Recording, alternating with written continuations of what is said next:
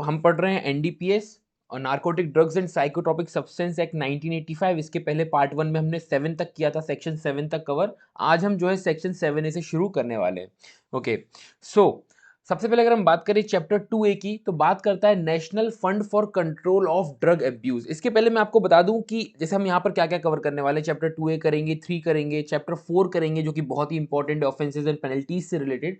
And even मैं penalties की आपको ऐसी ट्रिक दूंगा, ट्रिक तो नहीं है बट अगर आपने उसको थोड़ा अच्छे से पढ़ा होगा तो आपको एक ट्रिक बन जाएगी उसके अंदर से कि आपको कुछ भी आएगा आपको इजीली आपको पेनल्टीज उसकी याद भी हो जाएगी। इवन पेनल्टी याद करने की जरूरत ही नहीं है क्योंकि पेनल्टी है ही सिर्फ 3 प्रकार की। वो मैं आपको बता दूंगा किस तरीके से करना है, वो भी एक छोटी सी ट्रिक है। तो वो पूरा क्योंकि काफी क्वेश्चंस जो है पेनल्टीज वाले पोर्शन में से देखे गए हैं, आए हुए हैं आपके एग्जाम में, इवन एडीजे लेवल पर भी पूछे गए हैं। पर उसका बहुत ही सिंपल सा फंडा है, वो में जब हम पढ़ेंगे पेनल्टीज तब हम वहां पर उस बारे में बात करेंगे, मैं आपको बता दूंगा। तो चलिए शुरू करते हैं यार चैप्टर 2A से। National fund for control of drug abuse से रिलेटेड ये बात करता है सेंट्रल गवर्नमेंट जो है आपकी, ये एक फंड बनाएगी। सेंट्रल गवर्नमेंट फंड बनाएगी तो इंपॉर्टेंट आपके एमसीक्यू पॉइंट ऑफ व्यू से क्या क्वेश्चन हो जाता है कि ये फंड कौन बना रहा है। ठीक है, एग्जाम पॉइंट ऑफ व्यू से पढ़ते हैं वैसे ही पढ़ेंगे, एमसीक्यूज बताते रहूंगा आपको, जहां पर ज्यादा मैं हाईलाइट करूंगा आपको थोड़ा सा फोकस वहां पर रखना है। सबसे पहले बात आती है, क्वेश्चन इस तरीके से बन सकता है कि national fund for control of drug abuse, ठीक है, ये फंड कौन बना रहा है? तो ये फंड बना रही है आपकी सेंट्रल गवर्नमेंट। सेंट्रल गवर्नमेंट इस फंड को बनाई जा रही है, क्यों बनाई जा रही है और कौन सा पैसा आएगा और इस पैसे को कहां पर यूज किया जाएगा, वो नेक्स्ट पॉइंट में बात करते हैं। तो यहां पर उन्होंने बात किया कि इसके अंदर क्या क्या क्रेडिट किया जाएगा, कहां कहां से पैसा आएगा। सबसे पहले उन्होंने बोला जो सेंट्रल गवर्नमेंट प्रोवाइड करेगी। दूसरा, सेल प्रोसीड, चैप्टर 5 है जो हम पढ़ेंगे तब देखेंगे, कोई प्रॉपर्टी जो फॉरफिट की जाती है उसको बेचा जाता है तो जो पैसा आता है एक्सपेंसेस को हटाने के बाद उस पैसे को इसमें डाला जाएगा। देन तीसरा, any grant that may be made by any person और इंस्टीट्यूशन, अगर कोई ग्रांट्स वगैरह देते हैं, कोई फंड वगैरह देते हैं कोई पर्सन कोई इंस्टीट्यूशन, तो उसको भी इसके अंदर क्रेडिट किया जाएगा। या फिर कोई income from investment of the amount, जो पैसा ऑलरेडी अकाउंट में मान के चलो 1000 रुपए डला है, 1000 रुपए को कहीं इन्वेस्ट किया स्टॉक मार्केट में, वहां से 1100 बन गए, 1100 बन गए, तो ये जो इनकम हुई 100 रुपए की, इसको भी यहां पर क्रेडिट किया जाएगा इस फंड के अंदर, ये बात कर रहा है। ओके, तो ये हो गए आपके क्या क्या क्रेडिट होगा। अब आते हैं बात करें अगर हम, तो क्या कहां कहां पर एक्सपेंडिचर किया जाएगा इन पैसों का। बहुत ही सिंपल सा है, ज्यादा कुछ इंपॉर्टेंट यहां पर है नहीं, सेंट्रल गवर्नमेंट ध्यान रखना है, बाकी आपको ऑटोमेटिक ध्यान रह जाएगा। तो फंड्स को कहां पर अप्लाई किया जा रहा है सेंट्रल गवर्नमेंट द्वारा, इन एक्सपेंडिचर को करने में। कौन कौन से? देखो, अब जो मेन पर्पस है आपका इस एक्ट का कि हमें क्या करना है, कॉम्बैटिंग, कि जो भी ये ट्रैफिकिंग हो रही है नारकोटिक ड्रग्स से रिलेटेड, साइकोट्रोपिक सब्सटेंस से रिलेटेड, कंट्रोल सब्सटेंस हो गया या प्रिपेयर्ड ओपियम, सबने पढ़ा हुआ है, हमने पहले में सब समझा है किसको क्या होता है, कैसा दिखता है पेड़, सब चीज हमने देखी हुई है। ठीक है, उस चीज से लड़ने के लिए। दूसरा, कंट्रोल करने के लिए कि ऐसा अब्यूज ना हो एनडीपीएस का, क्योंकि हमें मालूम है इसका एक एक्सेप्शन है कि मेडिकल वगैरह से रिलेटेड हमें उस चीज को बचा के रखना है। ठीक है, वो एक एक्सेप्शन है, बहुत ही इंपॉर्टेंट है, क्वेश्चन बन सकता है। तीसरा बात कर रहा है आइडेंटिफाई, ट्रीटिंग, रिहैबिलिटिंग एडिक्ट्स वगैरह, प्रिवेंट करना, एजुकेट करना लोगों को इन चीजों से रिलेटेड। तो ये सब बहुत ही जनरल है, याद करने की जरूरत नहीं है, आपको इजीली समझ में आ गए होंगे। देन आगे बढ़ते हैं। सेंट्रल गवर्नमेंट जो है एक बॉडी बनाएगी, यहां पर लिखा है कॉन्स्टिट्यूट करेगी गवर्निंग बॉडी, जो उसको एडवाइस करेगा गवर्नमेंट को एंड सैंक्शन करेगा मनी इन फंड में से, out of the said fund जो ऊपर दिया हुआ है। ठीक है, वो गवर्निंग बॉडी में कौन होगा, तो उन्होंने बताया एक चेयरमैन होगा, जो कि किस लेवल का होगा, additional secretary to the central government के लेवल का होगा। यहां से एक क्वेश्चन बन सकता है अगर पूछना चाहें, but I don't think so कि बनेगा, बट स्टिल अगर बनना चाहा तो बन सकता है। गवर्निंग बॉडी का चेयरमैन कौन होगा, जो कि सेंट्रल गवर्नमेंट को एडवाइस कर रही है, तो इन्होंने बोला एडिशनल सेक्रेटरी लेवल का बन सकता है। और कौन होंगे, तो बोला 6 मेंबर से ज्यादा नहीं होंगे जो सेंट्रल गवर्नमेंट अपॉइंट करेगी। ठीक है, तो साइड में लिख लेना है कि एक चेयरमैन प्लस 6 मेंबर होंगे, और चेयरमैन कौन होगा, एडिशनल सेक्रेटरी लेवल का ऑफिसर होगा to the central government. Fund कौन बना रही है, सेंट्रल गवर्नमेंट बना रही है। ठीक है, और नाम क्या है फंड का, तो national fund for control of drug abuse. Right, चलिए आगे बढ़ते हैं। ये आपको समझ में आ गया। यहां पर इंपॉर्टेंट क्या था मैंने ऑलरेडी बता दिया। अब बढ़ते हैं 7B। तो उन्होंने बोला कि जो फंड होगा ना, पैसा आ रहा है जा रहा है, तो इसकी एक ट्रांसपेरेंसी क्रिएट करने के लिए एनुअल रिपोर्ट, जो भी एक्टिविटीज होंगी जहां से फंड पैसा वैसा गया, वो रखनी पड़ेगी 7A में। ठीक है, तो यही यहां पर लिखा हुआ है, report given an account of activities जो फाइनेंस की गई है 7A के अंदर, पूरे एक फाइनेंशियल ईयर के अंदर। तो स्टेटमेंट ऑफ अकाउंट्स के समक्ष वो कहां रखी जाएगी, सेंट्रल गवर्नमेंट उसको यहां पर बात कर रहा है कि ये क्या करेंगे, उसको पब्लिश वगैरह कर देंगे ऑफिशियल गैजेट में। ठीक है, तो इंपॉर्टेंट नहीं है। आगे बढ़ते हैं, चैप्टर 3 ये इंपॉर्टेंट है क्योंकि अब जो आप चैप्टर 3 में पढ़ोगे, इसका जो जो कोई भी उल्लंघन कर रहा होगा इस एक्ट के अंदर, उसकी पेनल्टी पनिशमेंट आपको देखने को मिलेगी चैप्टर 4 में, और बहुत क्वेश्चंस आते हैं। अगर चैप्टर 3 आपने समझ लिया तो चैप्टर 4 और इजी हो जाएगा, क्योंकि मैंने आपको बता दिया पेनल्टीज की अगर आप टेंशन ले रहे हो, इवन एडीजे के एग्जाम्स में भी वहां से पेनल्टीज पूछी जाती हैं। बहुत ही सिंपल सा सॉल्यूशन दूंगा, कोई टेंशन लेने वाली बात नहीं है। ठीक है, तो चलिए देखते हैं चैप्टर 3, टाइम वेस्ट नहीं करते हैं। प्रोहिबिशन, कंट्रोल एंड रेगुलेशन से रिलेटेड बात करता है। अब प्रोहिबिशन, कंट्रोल, रेगुलेशन से हमें क्या समझ में आता है कि हमने देखा सेंट्रल गवर्नमेंट इस एक्ट को कितना प्रोटेक्ट करना चाह रही है, कि मतलब कोई भी जो है नार्कोटिक ड्रग्स की बात हो, साइकोट्रोपिक सब्सटेंस की बात हो, हमने सबका मतलब वहां पर देखा था पहले वाले लेक्चर में, कि इनका एब्यूज ना करे। ठीक है, इवन आप पर्सनल कंजम्पशन करते हो तो उसका सेक्शन 27 बताता है कि भाई पेनल्टी है, वहां पर भी पेनल्टी लगाई गई है। इवन डेथ पेनल्टी भी आपको सेक्शन 31 के अंदर देखने को मिल जाएगी यहां पर, जो कि सब्सिक्वेंट ऑफेंस कर रहे हैं, जो ढीठ व्यक्ति होते हैं, बार बार अपराध किए जा रहे हैं। ठीक है, तो यहां पर कर रहे हैं क्या, प्रोहिबिट कर रहे हैं पहली चीज। अब प्रोहिबिट करने के साथ साथ जो लॉज बनाया है, लॉज के थ्रू कर रहे हैं ये कंट्रोल और रेगुलेट कर रहे हैं। ठीक है, तो सेक्शन 8 बात करता है प्रोहिबिशन ऑफ सर्टेन ऑपरेशंस के बारे में। अब क्या ऑपरेशन के बारे में प्रोहिबिशन है, ऑब्वियसली जो भी हमने एक्ट में पढ़ा कि भाई कोई कोकोआ प्लांट को कल्टीवेट नहीं करेगा या गैदर नहीं करेगा पोर्शन कोका प्लांट के, देन कल्टीवेट नहीं करेगा ओपियम पॉपी को या फिर कोई कैनाबिस प्लांट को। अब यहां पर हम डिटेल में बात नहीं करेंगे ओपियम पॉपी क्या है, कैनाबिस प्लांट क्या है, क्योंकि हम ऑलरेडी आपको समझा चुके हैं कि सब ये कैनाबिस से ही, प्लांट से ही बनते हैं, जो भी ये गांजा चरस ये सब वगैरह वगैरह हमने देखा था। तो यहां पर बात करा जा रहा है कोई व्यक्ति कल्टीवेट नहीं करेगा, तो आपको ध्यान रखना है कि cultivate coca plant, cultivate opium poppy and produce, manufacture, possess, sale, सब कुछ लिखा है। Even import, export, transport, warehouse के अंदर रखना, यूज करना, कंज्यूम करना, सब कुछ यहां पर लिखा हुआ है। ठीक है, साइकोट्रोपिक सब्सटेंस वगैरह, कोई भी नार्कोटिक ड्रग, सबसे रिलेटेड ऐसा कुछ भी करना यहां पर क्या किया गया है, प्रोहिबिट किया गया है, एक्सेप्ट फॉर मेडिकल और साइंटिफिक पर्पसेस। तो ये आपका एक बहुत बड़ा एमसीक्यू है इस एक्ट के अंदर, क्योंकि इस पूरे एक्ट का एकमात्र एक्सेप्शन यही है कि इस चीज के लिए ये वैलिड है। आप कोई भी ड्रग्स, वो चरस हो, गांजा हो, अफीम हो, कुछ भी हो, बट अगर वो मेडिकल या साइंटिफिक पर्पस के लिए यूज किया जा रहा है या उसकी खेती की जा रही है, मतलब कल्टीवेट किया जा रहा है, तो सब कुछ बढ़िया है, all is well and good. But other than that अगर कोई पर्पस के लिए यूज किया जा रहा है, तो या तो आपके पास लाइसेंस होना चाहिए उसको कल्टीवेट करने का, लाइसेंस नहीं है तो फिर पेनल्टी। अब आपके दिमाग में एक डाउट आया होगा, सर लाइसेंस मतलब अगर मुझे गांजा या कुछ खेती उगानी है तो क्या मैं लाइसेंस दे लूं और मिल जाएगा? पहली बात तो ऐसे लाइसेंस मिलेगा नहीं। दूसरी बात, ये क्यों किया जाता है, जो ये मेडिकल जो दवाइयां बनती है ना, इंडस्ट्रियल पर्पसेस वगैरह के लिए, या फिर जो ऐसी इंडस्ट्रीज होती हैं उनके लिए अलग से लाइसेंस दिया जाता है कि आप, और इवन क्वांटिटी भी उधर पर मेंशन की जाती है लाइसेंस में कि इससे ज्यादा आप नहीं करोगे, या सरकार ले रही होती है किसी से, तो उन चीजों में दिया जाता है लाइसेंस। ठीक है, चलिए आगे बढ़ते हैं। And in the manner and to the extent provided by the provision of this act, rules in a case where any such provision imposes, वही सब चीजें दी हुई हैं, लाइसेंस वगैरह है तो सब बढ़िया है, नहीं तो फिर आप उस चीज को क्या नहीं कर सकते, वो प्रोहिबिटेड है। इवन लाइसेंस में कंडीशन होती है, उनका उल्लंघन किया तो भी पेनल्टीज आपको देखने को मिल जाएंगी। ठीक है, चलिए देन आगे बढ़ते हैं नेक्स्ट प्रोविजो की ओर। अब यहां पर बात कर रहा है कुछ प्रोहिबिशन, इन्होंने बोला कि जो प्रोहिबिट किया गया है कल्टीवेशन को, कैनाबिस प्लांट वगैरह, गांजा वगैरह के प्रोडक्शन को, तो ये कब से इफेक्ट में आएगा, तो ये बोले कि shall take effect only from the date जब सेंट्रल गवर्नमेंट नोटिफाई कर देगी ऑफिशियल गैजेट में। ठीक है, तो यहां पर क्या बात हो रही है, प्रोहिबिट कर रहे हो कल्टीवेशन, कैनाबिस प्लांट वगैरह का, गांजा वगैरह का प्रोडक्शन, यूज, कंजम्पशन, तो ये कब से इफेक्ट में आएगा, तो जब सेंट्रल गवर्नमेंट बोल देगी, नोटिफाई कर देगी ऑफिशियल गैजेट में, है ना, तो तब से ये इफेक्ट में आएगा। क्योंकि इनिशियली प्रोविजन इस तरीके से बनाए जाते हैं एक्ट में कि ये कब से लागू होगा, तो जैसे सेंट्रल गवर्नमेंट बोल देगी। ठीक है, आगे बढ़ते हैं। देख इन्होंने एक और इंपॉर्टेंट चीज, बहुत ही इंपॉर्टेंट, इसको आप हाईलाइट मार्क कर लो, यहां से एमसीक्यू बन सकता है।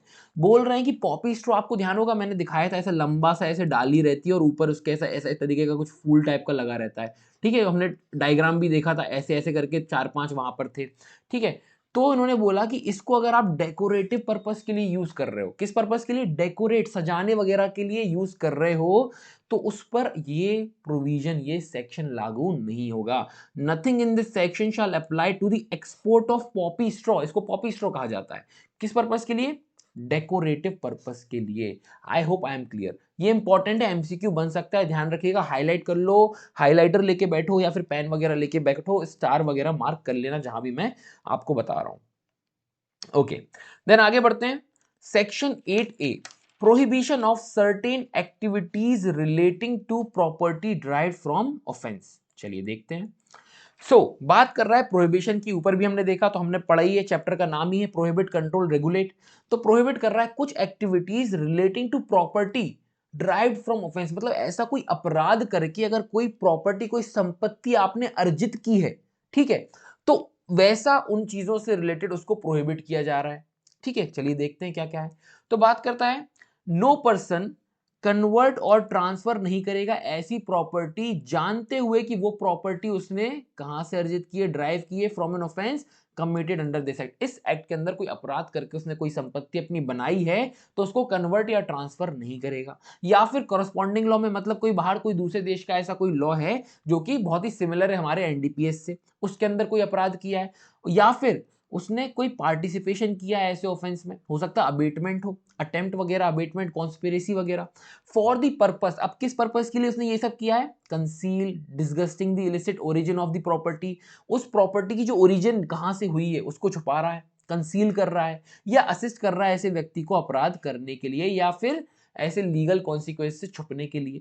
तो वो सारी चीजें इसके अंदर आ जाएंगी और इन्हीं चीजों को यहां पर ये प्रोहिबिट किया जा रहा है।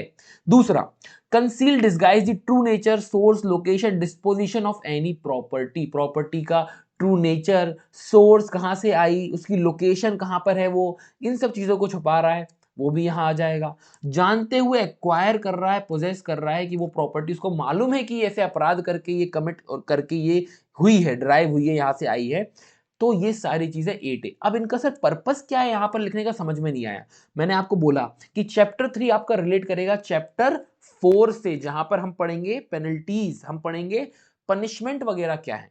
तो ये बस वही है कि आपने कोई संपत्ति कमाई है गलत काम करके, उसकी पेनल्टी आपको चैप्टर 4 के अंदर देखने मिल जाएगी। तो हमें इससे समझ में आया।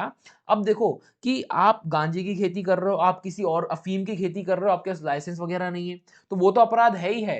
बट उस चीज से अगर आपने कोई प्रॉपर्टी, कोई संपत्ति भी अर्जित की, कोई पैसा वगैरह भी अगर इसके अंदर आता है, तो वो सब सेक्शन 80 के अंदर इन्होंने मेंशन कर दिया एक तरीके से। ठीक है, चलिए आगे बढ़ते हैं, 9 की बात करते हैं, सेक्शन 9। ठीक है, मनी वगैरह भी जो है फॉरफिट सरकार कर लेती है, आगे हम पढ़ेंगे, इसमें भले यहां पर मनी का मेंशन नहीं है बट प्रॉपर्टी से रिलेटेड यहां पर बात की गई है। सेक्शन 9 बात कर रहा है सेंट्रल गवर्नमेंट के पावर है to permit, control and regulate करने की। ठीक है, अभी इसमें आगे आपको स्टेट गवर्नमेंट भी देखने मिलेगा कि स्टेट गवर्नमेंट के पास भी पावर है परमिट, कंट्रोल और रेगुलेट करने के लिए। क्या सर सब कुछ पढ़ना है? देखो, सेंट्रल गवर्नमेंट के पावर क्या है? Permit, control, regulate. ये एक्ट है एनडीपीएस से रिलेटेड। आपने सेक्शन 2 में हमने कितनी सारी डेफिनेशन देखी, सब कुछ यहाँ पर लिखा हुआ है। वो गांजा हो, चरस हो, अफीम हो, कुछ भी हो, वो सब यहाँ पर उन्होंने बोला कल्टीवेट करना उसका मना है। ठीक है, उन्होंने बोला कि ओपियम पॉपी का देखो, आपको मैं शॉर्ट शॉर्ट में बता दे रहा हूँ, इतना डिटेल में इसको पढ़ने की जरूरत नहीं है। बात कर रहा है परमिट और रेगुलेट, क्या कर रहा है? कल्टीवेट, गैदर करना, ठीक है, कोका प्लांट को, ठीक है, या कोका लीव्स का कंजम्पशन वगैरह यहां पर उन्होंने रेगुलेट कर रहे हैं। देन कल्टीवेशन ओपियम पॉपी की भी यहां पर उन्होंने बोल दिया। देन तीसरा, production and manufacture of opium वगैरह and production of poppy straw वगैरह जो हमने देखा था, इसका डेकोरेटिव पर्पस एग्जम्प्ट किया गया है, एक्सेप्शन में डाला गया है, वो भी यहां पर उन्होंने बोला अगर दूसरे पर्पस के लिए आप कल्टीवेट, प्रोडक्शन, मैन्युफैक्चर कर रहे हो तो वो भी यहां पर ये परमिट करेंगे, ये रेगुलेट करेंगे। मतलब अगर आपको करना है तो लाइसेंस वगैरह लेना पड़ेगा, ऐसे नहीं कर सकते हो। देन आगे बात करें, पोजेशन, ट्रांसपोर्ट, लाना ले जाना, गाड़ी, बैलगाड़ी जिसमें भी ले जा रहे हो ये, ठीक है, शिप में ले जा रहे हो, कुछ में भी, consumption, use of poppy straw, ठीक है। देन आगे बात करें, सेल ऑफ ओपियम, सेल वगैरह करना, ड्राइव किया जा रहा है जो कि सेंट्रल गवर्नमेंट फैक्ट्रीज से for the export of India और सेल टू स्टेट गवर्नमेंट। तो ये सारी चीजों को ये क्या कर रहे हैं? रेगुलेट कर रहे हैं, मतलब इनसे रिगार्डिंग रूल्स रेगुलेशंस बनाएंगे। ऐसे ही आगे आपको मैन्युफैक्चर ड्रग्स, इन सब चीजों से रिलेटेड आपको देखने को मिलेगा। तो अगर आप चाहें तो उसकी एक रीडिंग लगा लें, बाकी इतना इंपॉर्टेंट कुछ ऐसा है नहीं उसके अंदर पढ़ने लायक। ठीक है, चलिए आगे बढ़ते हैं। देन अगर बात करें सबसेक्शन 2 की, तो यहां पर बात कर रहा है कि इन रूल्स से, ऐसे रूल्स जो हमने देखा इससे रेगुलेट वगैरह किया जा रहा है, अब ये रूल्स जो ये बनाएगी सेंट्रल गवर्नमेंट, ये इसको एम्पावर करते हैं, मतलब एक तरीके से पावर देते हैं सेंट्रल गवर्नमेंट को कि ये फिक्स कर सकती है time to time limits within which licence may be given, कि लाइसेंस वगैरह दिया जाएगा, है ना, लाइसेंस का कितना पीरियड होगा, कब रिन्यू किया जाएगा, ठीक है। Require that all opium the produce of land cultivated shall be delivered by the cultivators to the officer, कि जो भी ये कल्टीवेट कर रहे हो आपको सेंट्रल गवर्नमेंट के ऑफिसर्स को ही देना है, ठीक है। फिर सेंट्रल गवर्नमेंट क्या पैसा देगी ये भी मेंशन कर सकते हैं। इनका एग्जामिनेशन होगा, एग्जामिन किया जाएगा, क्वालिटी मेजर किया जाएगा, वेट वगैरह मेजर किया जाएगा, ठीक है। ये सब चीजें देखा जाए कहीं आप एम्बेजलमेंट तो नहीं कर रहे हो, चोरी वोरी थेफ्ट वगैरह मिस एप्रोप्रिएशन तो नहीं कर रहे हो, ये सारी चीजें यहाँ पर लिखी हुई हैं, तो इसको भी आप चाहें तो रीड कर लें, बट ज्यादा लोड लेने वाली बात नहीं, यहाँ से क्वेश्चन बनने के चांसेस कम है। बना भी तो बहुत सिंपल हो जाएगा आपको और ईजी हो जाएगा, क्योंकि जनरली जो हमने अभी तक जितनी भी बातें की है कहीं ना कहीं वो सब चीजें कवर हो गई हैं।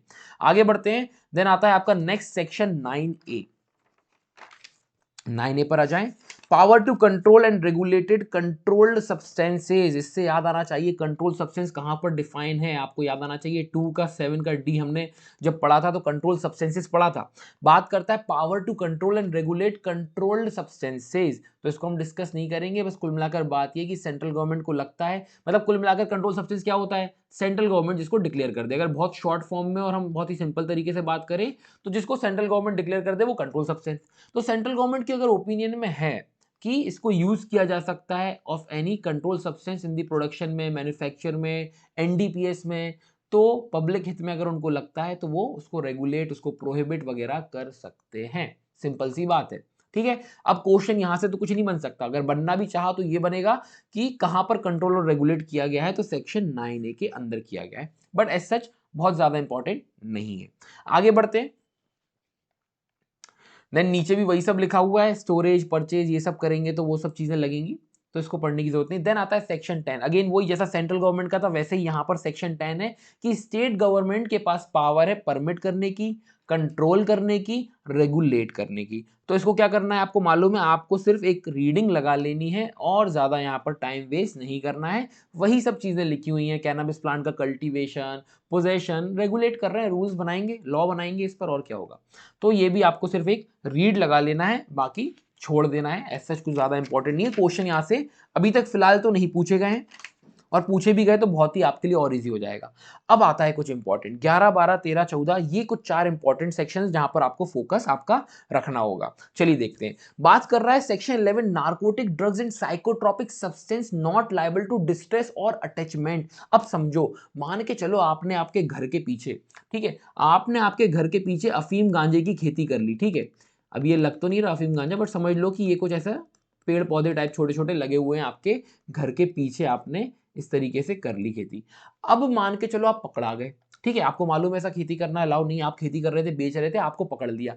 अब आपको पकड़ा तो ये इसका क्या होगा, सबसे पहले तो ये फॉरफिट किया जाएगा नहीं किया जाएगा, बिल्कुल किया जाएगा, ठीक है, ये फॉरफिट कर लिया जाएगा। दूसरी बात यहां पर उन्होंने की कि अब मान के चलो आप अभी जब हम पढ़ेंगे ना, पेनल्टीज पढ़ेंगे, ऑफेंसेस पढ़ेंगे, तो आपके ऊपर वहां पर 1 लाख, 2 लाख, 10 लाख इस तरीके से पेनल्टीज वगैरह लगाई जाती हैं। अब वो पेनल्टीज लगाने के लिए क्या होता है ना, कई बार आपने पढ़ा होगा अलग अलग प्रोविजन में, अगर आप नहीं दे पाते हो तो आपकी प्रॉपर्टी अटैच कर ली जाती है, कोई प्रॉपर्टी है तो भाई उससे वसूलेंगे, as an arrear of land revenue वसूलेंगे। तो यहां पर ये बोल रहे हैं कि ये जो संपत्ति है ये एक तरीके से है तो संपत्ति ना कुछ ये प्रॉपर्टी है ना, इसको बिकेंगे तो पैसा आएगा, इसको अटैच नहीं किया जाएगा क्योंकि ये एक्चुअल में आपकी संपत्ति नहीं है। अभी समझे, इसको पढ़ते हैं। तो इन्होंने बोला कि नॉट स्टैंडिंग एनीथिंग, किसी लॉ में किसी बात के होते हुए भी, no narcotic drugs, psychotropic substance, cocoa plant, opium poppy, cannabis plant liable to be distrain और अटैच, ये मतलब इनको अटैच नहीं किया जाएगा किसी पर्सन द्वारा, किस चीज के लिए, रिकवरी के लिए कोई पैसा, ठीक है, ऑफ एनी ऑर्डर और डिक्री ऑफ एनी कोर्ट वगैरह से इस चीज के लिए आप ऑर्डर नहीं ले सकते कि भाई इनको अटैच करके हम पैसा वसूल लेंगे, तो ऐसा नहीं होगा, इनको अटैच नहीं किया जाएगा। इंपॉर्टेंट पॉइंट है, ध्यान रखिएगा, सेक्शन 11 क्वेश्चन बन सकता है, ठीक है। आगे बढ़ते हैं। सेक्शन 12, सेक्शन 12 क्या बात करता है, देखिए सेक्शन 12 बात कर रहा है यहां पर रिस्ट्रिक्शन ओवर एक्सटर्नल डीलिंग्स इन एनडीपीएस। एक्सटर्नल डीलिंग मतलब क्या हो रहा है कि ये आउटसाइड इंडिया, इंडिया के बाहर नार्कोटिक ड्रग या साइकोट्रोपिक सब्सटेंस लिया जा रहा है और इंडिया के बाहर ही सप्लाई किया जा रहा है। देखिए पढ़िएगा, no person shall engage in or control any trade, जहां पर एनडीपीएस को ऑब्टेन किया जा रहा है इंडिया के बाहर से और सप्लाई भी किया जा रहा है किसी व्यक्ति को outside India, unless and until, एक ही एक्सेप्शन है, परमिशन ली हो आपने सेंट्रल गवर्नमेंट की। अगर ऐसा नहीं किया है तो सेक्शन 12A रिस्ट्रिक्ट करता है, आपको मना करता है कि भैया ऐसी चीज में एंगेज मत होना या कंट्रोल मत करना ऐसे ट्रेड को जहां पर इंडिया के बाहर से ही लेकर इंडिया के बाहर ही बेच दिया जा रहा है एनडीपीएस को, अनटिल एंड अनलेस आपके पास परमिशन हो सेंट्रल गवर्नमेंट की। परमिशन है तो फिर कोई बात ही नहीं है। तो ये सेक्शन 12 है जो कि रिस्ट्रिक्ट कर रहा है, तो ये आपको ध्यान रखना है कि यहां पर रिस्ट्रिक्शन के बारे में बात की जा रही है, राइट। चलिए आगे बढ़ते हैं, ये भी इंपॉर्टेंट है तो ध्यान रखिएगा। 11, 12, 13, 14 चारों ही इंपॉर्टेंट है, डायरेक्ट क्वेश्चन आपसे पूछा जा सकता है, डायरेक्ट सेक्शन पूछ लिया जाएगा। आगे बढ़ते हैं सेक्शन 13। देखिए सेक्शन 13 बात कर रहा है special provision relating to coca plant and coca leaves. Coca plant और कोका लीव्स से रिलेटेड बात कर रहा है for use in the preparation of flavouring agent. अब फ्लेवर डालने के लिए अगर यूज किया जा रहा है उससे संबंधित यहां पर स्पेशल प्रोविजन है, सेक्शन 13 में बात कर रहा है। तो आइए देखते हैं। अब इन्होंने यहां पर अलाउ तो किया है, बट अलाउ करने में भी कंडीशन है कि आप उसको एक फ्लेवरिंग एजेंट, क्या होता है फ्लेवरिंग एजेंट, मतलब कि किसी भी चीज में उसका फ्लेवर डालना हल्का सा, ठीक है, उसमें आप यूज कर सकते हो, बट इन्होंने बोला कि उसके अंदर कोई एल्कलॉइड नहीं होना चाहिए, तो आप एज अ फ्लेवरिंग एजेंट उसको यूज कर सकते हो। इसको रीड करते हैं, चलिए। इन्होंने बोला सेंट्रल गवर्नमेंट में परमिट, सेंट्रल गवर्नमेंट चाहे तो परमिट कर सकता है विथ और विदाउट कंडीशन, या तो कंडीशन लगाए या तो ना लगाए। And on behalf of government cultivate कर सकता है any coca plant, gathering any portion, production, possession, sale, purchase, transport, import, export, interstate और import into India of coca leaves. किस चीज के लिए? पर्पस मेन है, देखो पर्पस से ही डिफाइन होगा चीज क्या है। तो उन्होंने बोला प्रिपरेशन के लिए ऑफ एनी फ्लेवरिंग एजेंट, हाँ, बट कंटेन क्या नहीं करता हो, एल्कलॉइड, क्योंकि वो मेन है, ठीक है, वो मेन इंग्रेडिएंट एलिमेंट हो गया उस चीज का। तो एल्कलॉइड कंटेन ना करता, आपको ध्यान क्या रखना है, ज्यादा इन चीजों में ना पड़ते हुए आपको ध्यान रखना है कोका प्लांट, कोका लीव का अगर प्रिपरेशन ऑफ फ्लेवरिंग एजेंट में इस्तेमाल हो रहा है तो कर सकते हैं, शर्त यह है एल्कलॉइड नहीं होना चाहिए। ऐसा कहां लिखा है? सेक्शन 13 में। ये इंपॉर्टेंट है आपका, ठीक है। आगे बढ़ते हैं, section 14 special provision relating to cannabis के बारे में बात कर रहा है। बोलता है गवर्नमेंट में by general or special order subject to condition allow कर देगा कल्टीवेशन कैनाबिस प्लांट का इंडस्ट्रियल पर्पसेस के लिए, only for obtaining fibre or seed or for horticultural purposes के लिए। बात कर रहा है कैनाबिस क्या है, कैनाबिस में से ना फाइबर भी मिलता है जो कि इंडस्ट्रियल पर्पसेस के लिए काफी उनको उससे फायदा होता है, बेचते वगैरह और चीजों में उससे बनाते हैं, ठीक है। तो उस पर्पस के लिए आप यूज कर सकते हो, आप उस पर्पस के लिए खेती कल्टीवेशन कर सकते हो।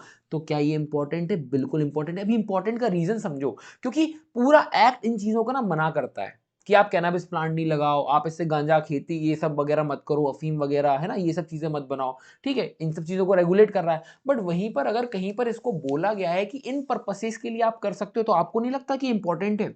आपको नहीं लगता कि एक्सेप्शन इंपॉर्टेंट होते हैं? बिल्कुल होते हैं। तो वही सेक्शन 14 यहां पर बात कर रहा है, कैनाबिस प्लांट आप इंडस्ट्रियल पर्पस के लिए लगा सकते हो, only and only for obtaining fibre or seed or for horticultural purposes. इनको साइड में लिख लो, 11 से 14 बहुत इंपॉर्टेंट है। एक क्वेश्चन आप एक्सपेक्ट कर सकते हो अगर उनको कुछ नया क्वेश्चन बनाना हुआ, ठीक है। ऑफेंसेस पेनल्टीज में से भी एक दो आएंगे, हो सकता है एक दो बाहर से आने हो तो यहां से आ सकते हैं। चलिए आगे बढ़ते हैं, चैप्टर 4 मेजर, और बहुत सारे क्वेश्चंस यहां से देखने को मिलते हैं, इवन एमपीएडीपीओ में भी नहीं, बहुत सारे एग्जाम्स में, कोई भी एग्जाम की आप तैयारी कर रहे हो तो चैप्टर 4 बहुत ही इंपॉर्टेंट है। ऑफेंसेस पेनल्टीज में आपको एक छोटा सा मंत्र देता हूं, यहीं पर अगर आपने पढ़ा होगा तो आप समझ भी जाओगे। चलो एक काम करते हैं, पहले सेक्शन 15 पढ़ लेते हैं, उसके बाद में आपको बताऊंगा कि वो किस तरीके से हम इजीली याद कर सकते हैं कि कोई भी क्वेश्चन आए, अधिकतर मतलब ऑलमोस्ट हर उसमें तो नहीं, क्योंकि कहीं पर बहुत छोटी छोटी कुछ पेनल्टीज है, वो हमें थोड़ा सा ध्यान रखना होगा। बाकी जो मेजर, जो इतनी बड़ी बड़ी आपको सेक्शंस दिख रहे हैं, ये कुछ काम के नहीं, ये बहुत ही फालतू फर्जी सेक्शन है, क्योंकि इनकी पेनल्टी बहुत ही सिंपल है। चलिए रीड करते हैं। बात कर रहा है section 15 punishment for contravention in relation to poppy straw.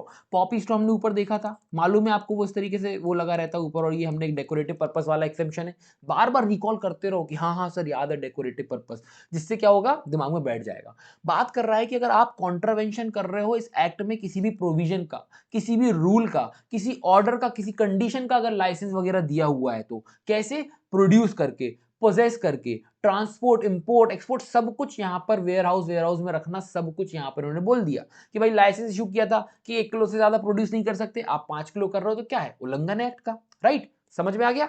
तो ये यहां पर बात कर रहा है कि आपने पनिशमेंट मिल रही है यहां पर किस चीज के लिए, उल्लंघन करने के लिए, किससे संबंधित, पॉपी स्ट्रॉ से संबंधित, फिर वो उगाने से लेके बेचने तक के बीज की जितनी भी प्रोसेस है, मैन्युफैक्चरिंग, पैकिंग, सेलिंग, वेयरहाउसिंग, जो भी है वो सब यहां पर इंक्लूड है। अब आते हैं मेन पेनल्टी। तो ऊपर वाला कुछ इंपॉर्टेंट नहीं था, बस एक बार समझाना था, बाकी अब मैं आपको बोल दूंगा कि सेक्शन 15 जैसे ही है। ठीक है, अब देखो 3 पेनल्टी यहां पर आपको दिख रही है।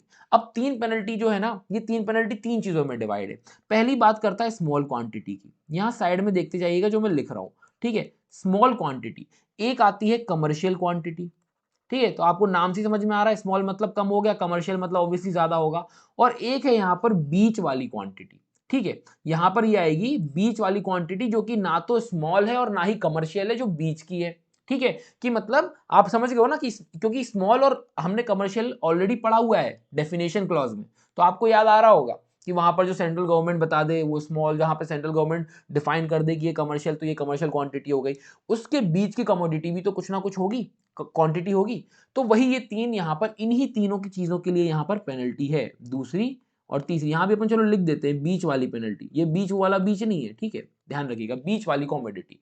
अब देखो क्या है, 3 क्वांटिटी, और हर आपका जितने भी सेक्शन है, जहां भी ये ओपियम पॉपी ले लो, कुछ भी ले लो, जहां पर भी कमर्शियल आए, जहां पर भी स्मॉल आए, जहां पर बीच वाली आए, देखो बीच वाली मेंशन नहीं होगी बीच वाली, ठीक है, बट वो आपको समझना होगा, क्योंकि जहां पर स्मॉल और कमर्शियल नहीं लिखा है आप ऑटोमेटिकली समझ जाओ कि ये बीच वाली की बात कर रहा है। अभी समझाऊंगा, एग्जांपल भी दूंगा और क्वेश्चन भी आपका बता दूंगा यहीं पे। ठीक है, बात कर रहा है कि कॉन्ट्रावेंशन किया इन्वॉल्व करता है स्मॉल क्वांटिटी, तो सबसे पहले ध्यान रखना कठोर कारावास हर जगह है, तीनों में ही कठोर कारावास है, साइड में लिख देते हैं दूसरे कलर से, आपको और इजीली समझ में आ जाएगा। रिगरस इंप्रिजनमेंट है भैया, ठीक है, कठोर कारावास तीनों के अंदर है, रिगरस, रिगरस और रिगरस, राइट। चलो अब देखते हैं पेनल्टी। बात कर रहा है स्मॉल क्वांटिटी में पेनल्टी कितनी है, 1 साल तक एक्सटेंड करेगी और फाइन जो है 10,000 रुपए। ठीक है, ये बस पेनल्टी आपको स्मॉल में हर जगह जहां भी स्मॉल क्वांटिटी पूछा जाए आंख बंद करके चिपका देना है। दूसरा दूसरा बात करें अगर हम किसके बारे में, बीच वाली क्वांटिटी, देखो लाइन समझो, पढ़ो, देखो कैसा लिखा हुआ है, इसको रीड करते हैं।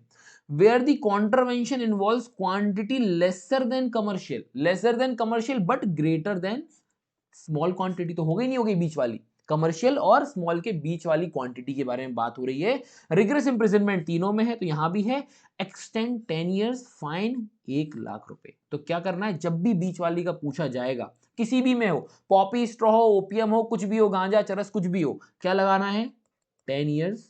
एक्सटेंड ध्यान रखना, क्योंकि आगे कमर्शियल में मिनिमम 10 बोला जाता है, तो ये भी चीज ध्यान रखने वाली बात है। एक्सटेंड बोल रहा है 10 इयर्स एंड फाइन, फाइन क्या है यहां पर फाइन बोल रहा है 1 लाख रुपए का, ऊपर 10,000 था, यहां पर 1 लाख है। ठीक है, साइड में जगह नहीं थी तो मैंने 2 जीरो नीचे बनाए, 1,000 मत समझना इसको। अब आप इन दोनों में अंतर देखोगे ना, स्मॉल और इसमें, तो कुछ कुल मिला के 10 गुना का अंतर है। 1 साल है तो यहाँ 10 साल कर दिया है, और यहाँ पर 10,000 था तो 10,000 का 10 गुना, मतलब एक तरीके से तो वो 1 लाख हो गया है। तो इस तरीके से भी आप ट्रिक याद कर सकते हो, अदरवाइज बहुत ही सिंपल है, स्मॉल क्वांटिटी 1 साल 10,000, बीच वाली क्वांटिटी 10 साल 1 लाख। ठीक है, 10 गुना हो गया। कमर्शियल क्वांटिटी में इन्होंने 2 गुना हो गया, इंटू 2, बीच वाली से इंटू 2, ऊपर स्मॉल से बीच वाली पे आए तो इंटू 10 हो रहा था, यहाँ नीचे आए इंटू 2 हो रहा है। देखो क्या बात करता है, रिग्रेस इंप्रिजनमेंट है, बात कर रहा है नॉट लेस देन 10 ईयर्स, मतलब मिनिमम जो है ना वो 10 साल है। ठीक है, मिनिमम 10 साल है, एक्सटेंड हो सकती है 20 साल तक, मिनिमम 10, एक्सटेंड हो रही है 20। फाइन की बात की गई तो ऊपर से ही उठा लो, 1 लाख से लेके 10 लाख तक। कितना सिंपल है बताओ, कुछ याद करने ऐसा इसमें है, कुछ भी इसके अंदर याद करने ऐसा है। यहां पर बात कर रहा है, देखो 1 लाख उन्होंने वो ऊपर से ही ले लिया और एक को 10 लाख पहुंच गए, इसको इंटू 2 आप रहने देना क्योंकि फाइन में वो नहीं बैठ रहा है, इंटू 2 इसको रहने दो। आप बस ऐसे समझो कि ऊपर स्मॉल 1 साल 10,000, 10,000 सॉरी 10 साल 1 लाख, और नीचे कमर्शियल में वही 10 साल को उठा दिया और बोल दिया कि मिनिमम है और एक्सीड करेगा तो 20 साल तक जाएगा। और फाइन की बात करें तो 1 लाख से लेके कितने तक, सॉरी 2 लाख तक, ये 10 लाख लिख दिया मैंने गलती से, 2 लाख तक। हाँ तो फिर वो इंटू 2 बैठ जाएगा, राइट, फिर वो इंटू 2 बैठ जाएगा। ठीक है, ओके, तो 1 लाख से 2 लाख, अभी आपको क्लियर है।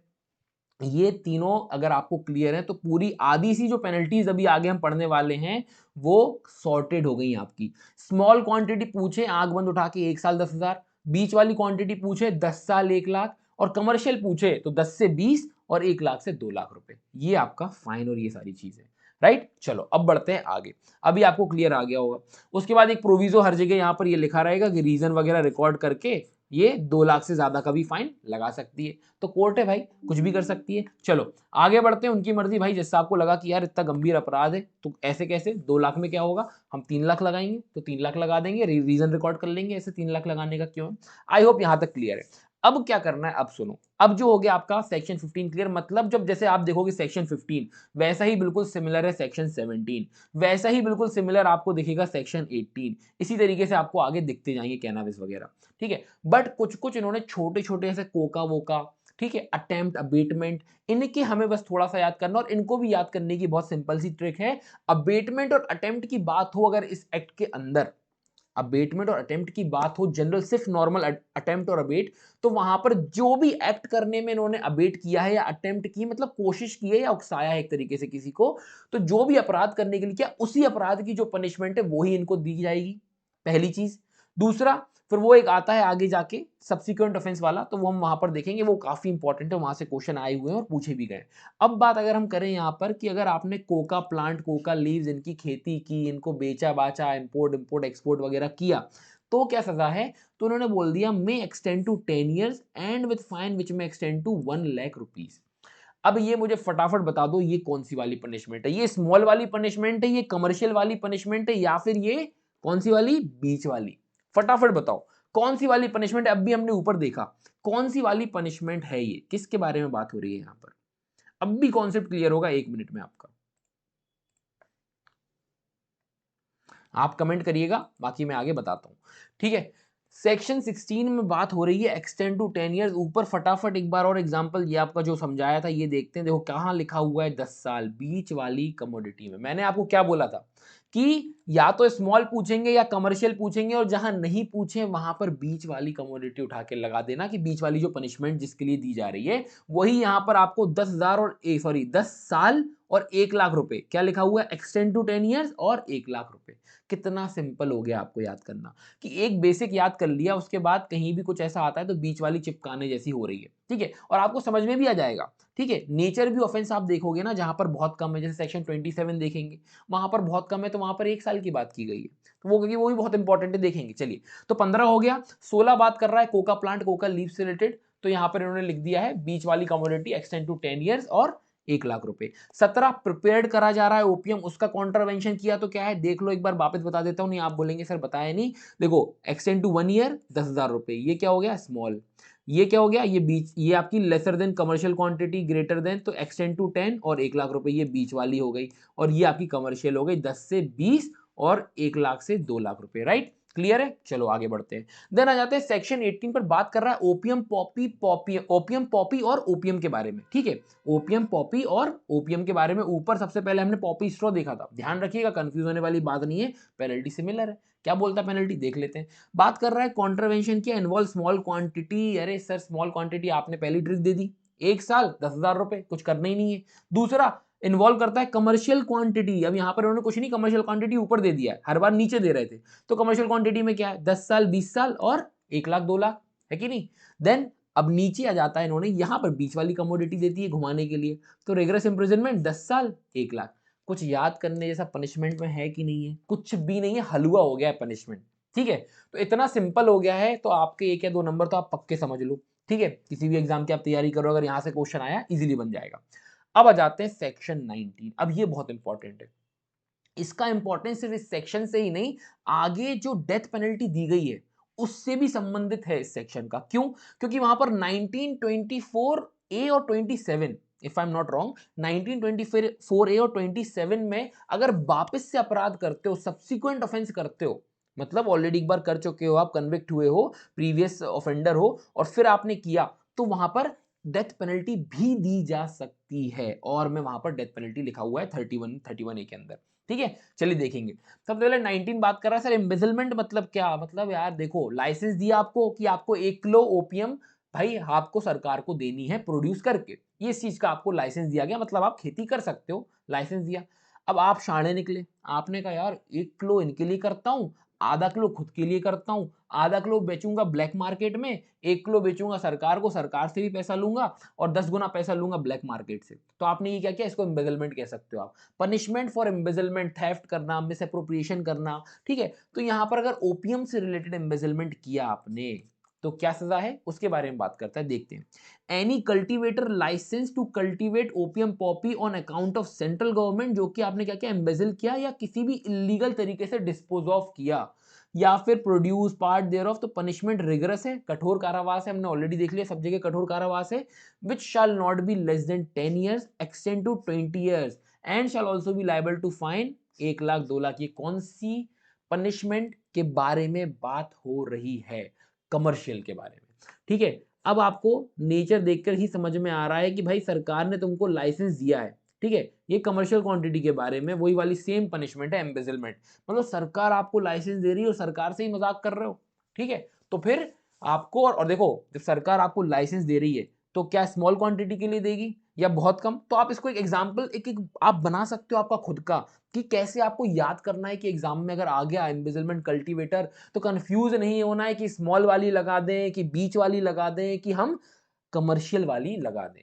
आपको लगाना है कमर्शियल वाली। इसको आप इस तरीके से दिमाग में बैठा सकते हो कि यार सरकार ने लाइसेंस दिया है और यहां पर लाइसेंस देना कोई आम बात नहीं है, तो भैया कमर्शियल के लिए होगा कि उनको चाहिए मेडिसिनल पर्पज से आप ज्यादा से ज्यादा क्वांटिटी दो, ठीक है। एक लिमिट, ऑब्वियसली एक लिमिट होगी, बट वो कमर्शियल से ज्यादा होगी।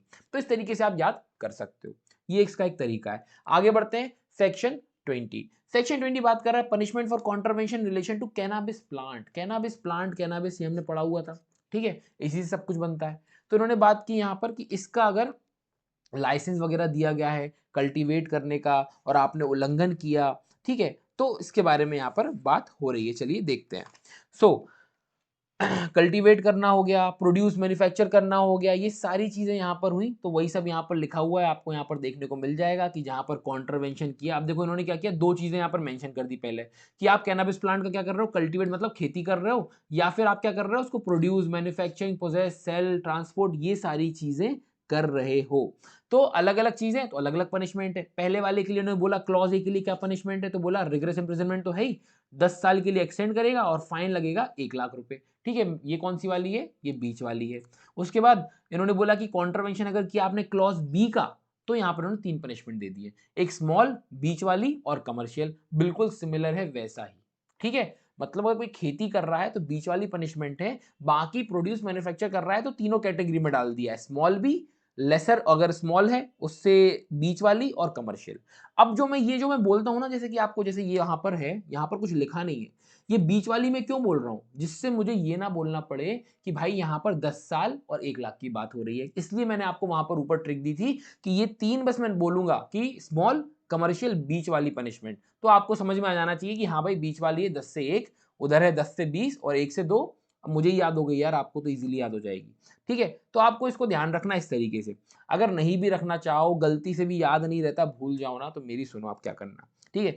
आप पहले नेचर थोड़ा सा समझ लेना कि यार जैसे कि हमने एम्बेजलमेंट वाले में देखा, वैसे ही अगर थोड़ा सा नेचर देख के अगर आप अंदाजा लगा सको तो आप इजीली लगा सकते हो कि स्मॉल जाएगा। और अगर उनने स्मॉल पूछ लिया तब तो काम ही बन गया। अगर उनने क्लियरली वहां पूछ लिया कि कमर्शियल क्वांटिटी है तो क्या इंप्रिजनमेंट होगी, तो फिर आपका काम हो गया। वो 1 नंबर आपको बिल्कुल मुफ्त के मिलेंगे। स्मॉल क्वांटिटी पूछ लिया, मुफ्त के मिलेंगे। बीच वाली क्वांटिटी उन्होंने ऐसा लिख के दे दिया कि इससे कम है, इससे ज्यादा है, तो क्या पनिशमेंट, मुफ्त के, मुफ्त के नंबर है बिल्कुल। चलो आगे बढ़ते हैं, सेक्शन 21। सेक्शन 21 बात करता है punishment for contravention in relation to manufacture drugs and preparation. पढ़ने की जरूरत है, ठीक है। यहां पे ऐसे नहीं पूछा जाएगा कि कहां पर पनिशमेंट दी गई है मैन्युफैक्चर ड्रग्स और प्रिपरेशन वाले की, ठीक है, वो दे दिया तो वो आपसे क्या किसी से नहीं बनना है। तो यहां पर भी वही पनिशमेंट है, कौन कौन सी, स्मॉल, बीच वाली और कमर्शियल, वही चीज यहां पर लिखी हुई है। आप चाहें तो इसको बिल्कुल आराम से बैठ के पढ़ें, रीड करें, थोड़ा सा एक बार रीड जरूर कर लेना सब, और थोड़ा सा जो मैंने बोला ना एक दो सेक्शन वाली बात है वो चीज कर लेना आप, ठीक है, कि नेचर जहां पर क्या पूछा गया है उस हिसाब से पनिशमेंट देनी है।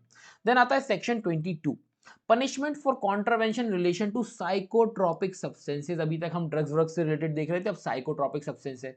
कुछ पढ़ने जैसी जरूरत है या नहीं, मुझे फटाफट बताओ। कोई पढ़ने ऐसी यहाँ पर जरूरत है? आपको एक फंडे ने आपका सब कुछ क्लियर कर दिया कि कुछ हमको पनिशमेंट एक भी देखनी ही नहीं है अंदर।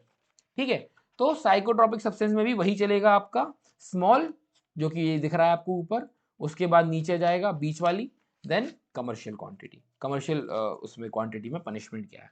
ठीक है, चलो आगे बढ़ते हैं। सेक्शन 23 सेक्शन 23 बात कर रहा है illegal import into India, export from India. आप इंडिया में इंपोर्ट कर रहे हो, एक्सपोर्ट कर रहे हो, ठीक है, ट्रांसशिपमेंट वगैरह, क्या पनिशमेंट है? पढ़ने की जरूरत है ही नहीं। कितना सिंपल हो गया आप बताओ। चलो आगे बढ़ते हैं। देन आता है सेक्शन 24, हमने ऑलरेडी देखा था, एक्सटर्नल डीलिंग वाला सेक्शन देखा था हमने अभी पीछे। तो एक्सटर्नल डीलिंग कर रहे हो तो क्या पनिशमेंट होगी? तो यहाँ पर पनिशमेंट यहाँ पर इन्होंने कमर्शियल वाली दी है। ठीक है, ये कमर्शियल वाली है। एम्बिजलमेंट में भी क्या था? कमर्शियल वाली थी। तो साइड में लिख लेना है, क्या लिखना है? कमर्शियल वाली पनिशमेंट। ठीक है, क्यों भाई? आप इंपोर्ट एक्सपोर्ट कर रहे हो इंडिया से, तो बड़ा अपराध है, छोटा अपराध है? बड़ा अपराध है, कमर्शियल वाली लगा दो। सिंपल सा फंडा, इस तरीके से याद कर लो। एक दो सेक्शन ही ऐसे याद करने हैं, वरना तो बहुत ही सिंपल है। ठीक है, चलो आगे बढ़ते हैं। सेक्शन 24 भी आपका हो गया है। देन सेक्शन 25, सेक्शन 25 बात कर रहा है punishment for allowing premises to be used for commission of an offence. अपराध करने की जगह दी आपने, आपने प्रीमाइसेस दिए, तो उसकी पनिशमेंट क्या है? तो उन्होंने बोला, बड़ा ही सिंपल कर दिया आपके लिए। इन्होंने बोला कि जो अपराध के लिए दिया गया है ना, वही पनिशमेंट आपके लिए। तो बोल दिया punishable with punishment provided for that offence. आपने गांजा वगैरह उगाया, तो गांजा उगाने की जो पनिशमेंट है, और आपने अपनी जगह दी थी महान बन के, तो आप भी धरा जाओगे कि आपने भी गांजा उगाया। एक तरीके से सिंपल सा फंडा है। ठीक है, तो यही मैंने आपको बताया था अबेटमेंट और अटेम्प्ट में, यही सेम वहां पर भी है, यहाँ पर भी है। तो कितना सिंपल हो गया याद करना। कुछ याद करना है? नहीं करना। आगे बढ़ते हैं। 25 punishment for contravention of orders made under section 9A। 9A में आपने जो भी वहां पर क्या बोलते हैं ऑर्डर्स वगैरह दिए हैं, उसका उल्लंघन किया आपने 9A का। ठीक है, 8 का जैसे मैंने आपको बताया था, चैप्टर 3 पढ़ रहे हो, यहाँ की जो पनिशमेंट है यहाँ पर वो चैप्टर 4 से रिलेट करी जाएंगी कि वहां पर ऑफेंस वगैरह का किया जाएगा। तो यहाँ पर बोल रहे हैं कि 9A का कॉन्ट्रवेंशन किया, उस ऑर्डर का 9A में जो दिया है, तो उसकी पनिशमेंट यहाँ पर बताई गई है। अब अगर हम बात करें सर 9A क्या था, तो 9A और 8A आप ध्यान रख लीजिएगा। तो 8A में हमने देखा था प्रॉपर्टी ड्राइव की थी हमने, अगर कहीं पर ऐसे इलीगल उससे अगर प्रॉपर्टी ड्राइव की थी वो थी। और 9A जो है कंट्रोल्ड सब्सटेंस से रिलेटेड, कंट्रोल रेगुलेट करना, लाइसेंस वगैरह देना, उन चीज़ों का उल्लंघन किया है, तो यहाँ पर पनिशमेंट देने की बात की गई है। क्या पनिशमेंट है? तो बात करता है extend to 10 years and fine, जो कि 1 लाख रुपीज। तो ये कौन सी पनिशमेंट हो गई आपकी? ये बीच वाली पनिशमेंट है। ठीक है, ये आपको खुद समझ में आ जाएगा, यहाँ पर कमर्शियल देने जैसी कुछ जरूरत है नहीं, कि यहाँ पर आपको लाइसेंस दिया, लाइसेंस का उल्लंघन किया है आपने, यहाँ पर मतलब लाइसेंस का नहीं, कुछ और भी कंडीशन वगैरह वहां पर जो मेंशन है, आप 9A रीड कर लेना एक बार। तो 10 साल और 1 लाख वाली बात है, बट इंपॉर्टेंट ऐसा चीज कुछ है नहीं यहाँ से, तो आप चाहो तो स्किप भी कर सकते हो। ठीक है, देन बात आती है सेक्शन 26 की, punishment for certain acts by licensee or his servant. किस बारे में? कुछ एक्ट से संबंधित जिसको लाइसेंस दिया गया है, या उसके सर्वेंट से अगर कुछ होता है, तो यहाँ पर उससे रिलेटेड पनिशमेंट है। बात करता है यहाँ पर कि if the holder of any licence, या फिर जिसको परमिट या फिर ऑथराइजेशन दिया गया है, ठीक है, या फिर कोई व्यक्ति जो एम्प्लॉय उसने किया है, उसके बिहाफ में ओमिट कर जाए, क्या करना? अकाउंट्स मेंटेन करना, रिटर्न सबमिट करना। अगर ऐसा कुछ है कि भाई आपको रिटर्न वगैरह सबमिट करने होंगे, या कितना प्रोड्यूस किया है उसके अकाउंट्स मेंटेन करने होंगे, वो नहीं किया, तो फिर उसकी पनिशमेंट सेक्शन 26 के अंदर है। फेल हो गए प्रोड्यूस करने में, जब उन्होंने बोला कि भाई हमारे समक्ष लाइसेंस लेके आओ, या फिर अकाउंट्स वगैरह मेंटेन नहीं किए, या फॉल्स अकाउंट मेंटेन किए, जानते हुए कि इनकरेक्ट है आपने प्रोड्यूस किए, विलफुली नोइंगली आपने ब्रीच की कंडीशन लाइसेंस की, ये सब किया, तो सेक्शन 26 के अंदर पनिशेबल है, जो कि कितने समय की सजा है? 3 साल की। फाइन वाइन वो जो हिसाब से लगाएंगे लगाएंगे, 3 साल की सजा है। किस चीज से रिलेटेड? आपको लाइसेंस दिया, आपने बुक्स मेंटेन नहीं की। तो जनरली हमने बहुत सारे एक्ट्स पढ़े हैं, आपने भी देखा होगा, बुक्स वगैरह मेंटेन और इन सब चीज़ों के लिए 3 साल ऐसा ही कुछ पनिशमेंट होता है। ठीक है, तो आप याद करना चाहो तो करो, नहीं करना चाहो तो बोलो कि इसको भूलना है और छोड़ दो।